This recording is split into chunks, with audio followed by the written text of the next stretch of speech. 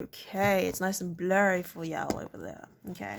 Will stood transfixed by stage fright just inside the massive doors of the Baron's audience hall. The building itself was enormous. It was the main room of the castle, the room where the Baron conducted all his official business with the members of his court.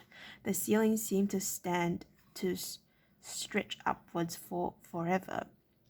Shafts of light poured down into the room from windows set high in the massive walls. At the far end of the room, seeming to be an immense distance away, the Baron sat, wearing his finest robes on a raised throne-like chair. Between him and Will was the biggest crowd Will had ever seen. Holt propelled his apprentice gently forward with a shove in the back. "Go on, get on with it," he muttered. There were hundreds of people in the great hall, and every eye was turned towards Will. All of the Baron's craftsmasters were there, in their official robes, all of his knights, and all the ladies of the court, everyone in their best and finest clothes. Further down the hall were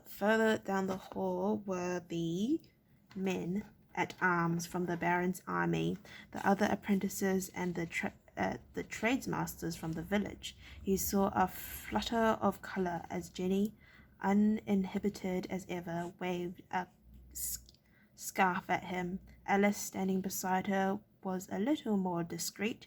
She unobtrusively kissed her fingertips to him. He stood awkwardly, shuffling his weight from one foot to another. He wished that Holt had let him wear his ranger's cloak, so he could blend into the background and disappear. Holt shoved him again. "Get a move on," he hissed. Will turned to him. "Aren't you coming with me?" he asked. Holt shook his head.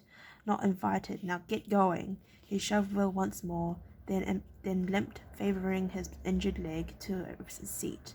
Finally, realizing he had no other course to follow, Will began to walk down the long aisle. He heard the muttering voices as he went, heard his name being whispered from one mouth to another, and then the clapping started. It began with one knight lady and rapidly spread throughout the entire hall as everyone joined in.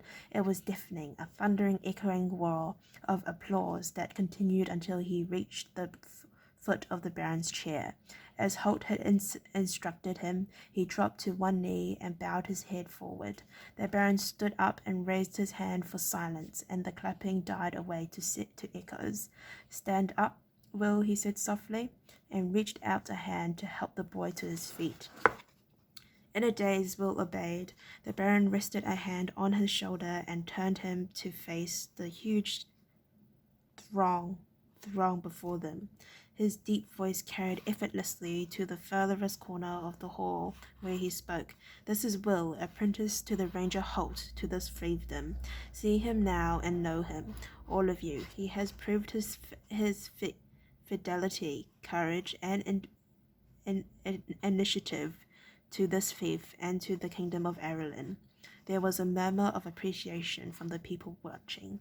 Then the clapping began again, this time accompanied by cheering. Will realized that the cheers had begun in the section of the crowd where the battle school apprentices warriors stood. He could make out Horace's grinning face, leading the chorus. The Baron held up a hand for silence, wincing as the movement brought pain to his cracked ribs and the carefully bandaged and sutured gashes in his back. The cheering and clapping slowly died away.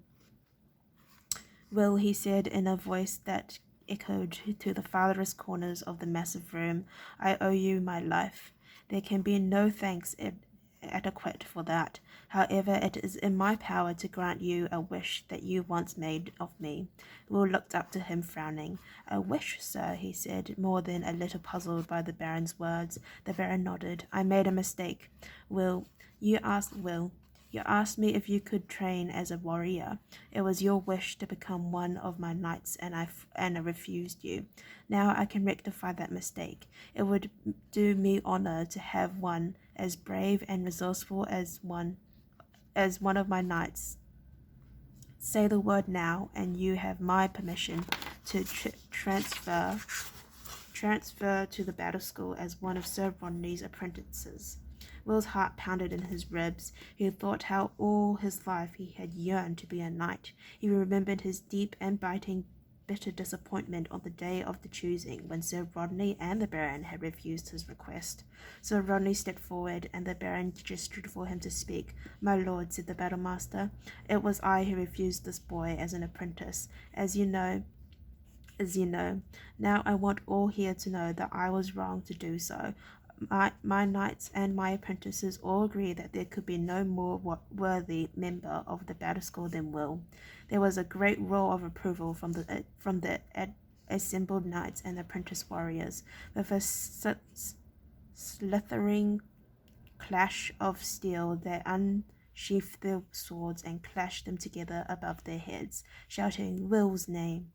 Will's name again! Will's name again!" Horace was one of the first to do so, and the last to stop. Gradually the tumult died down, and the knights resheathed their swords. At a sign from Baron Errol, two pages stepped forward, bearing with them a sword and a beautifully embedded shield, which they laid at Will's feet. The shield was painted with a representation of a fierce boar's head. "This will be your coat of arms when you graduate, Will," said the Baron gently, "to remind the world of the first time we learned of your courage and loyalty to a comrade." The boy went down on one knee and touched the smooth, enameled surface of the shield. He drew the sword slowly and reverently from his scabbard. It was a beautiful weapon, a masterpiece of the swordsmith's art. The blade was razor keen and slightly blued. The hilt and crosspiece were inlaid with gold, and the boar's head symbol was repeated on the pommel.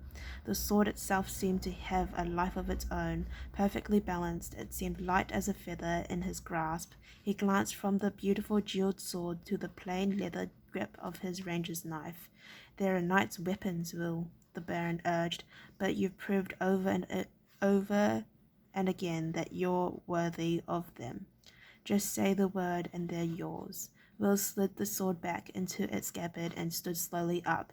He was everything he had ever wished for, and yet he thought of the long days in the forest with Holt, the fierce satisfaction that he felt when one of his arrows struck home, exactly where he had aimed it, exactly as he had seen it in his mind before releasing it. He thought of the hours spent learning to track animals and men, learning the art of concealment. He thought of Tug, of the pony's courage and devotion. And he thought of the sheer pleasure that came when he heard Holt's simple "well done" as he completed a task to his satisfaction. And suddenly he knew. He looked up at the Baron and said in a firm voice, "I am a ranger, my lord." There was a murmur of surprise from the crowd. The Baron stepped closer and said in a low voice, "Are you sure, Will? Don't turn this down just because you think Holt might be offended or disappointed. He insisted that this is up to you. He's already agreed to abide by your decision." Will shook his head. He was more certain than ever. "I thank you for your honor, my lord." He glanced at the battlemaster and saw to his surprise that Sir Rodney was smiling and nodding his head in approval. "And I thank the battlemaster and his knights for their generous offer. But I am a ranger." He hesitated. "I mean no offense by this, my lord," he finished awkwardly. A huge smile creased the Baron's features, and he gripped Will's hand in his enormous grip. And I take none, Will. None at all. Your loyalty to your craft and your craftsmaster does honor to you and to all of us who know you." He gave Will's hand one final firm shake and released him. Will bowed and turned away to walk down that long, long aisle again. Again the cheering started, and this time he kept his head high as the cheers rolled around him and echoed to the rafters of the great hall. Then, as he neared the massive doors once more, he saw a sight that stopped him in his tracks, stunned with surprise. For standing a little aside from the crowd, wrapped in his grey and green molted cloak, his eyes shadowed by the cowl, was Holt, and he was smiling. Oh, that's so cute. Oh my gosh, I got tears in my eyes. Wow. Okay, well, thank you for listening to me read 32, I think it was, and stay tuned for the next one.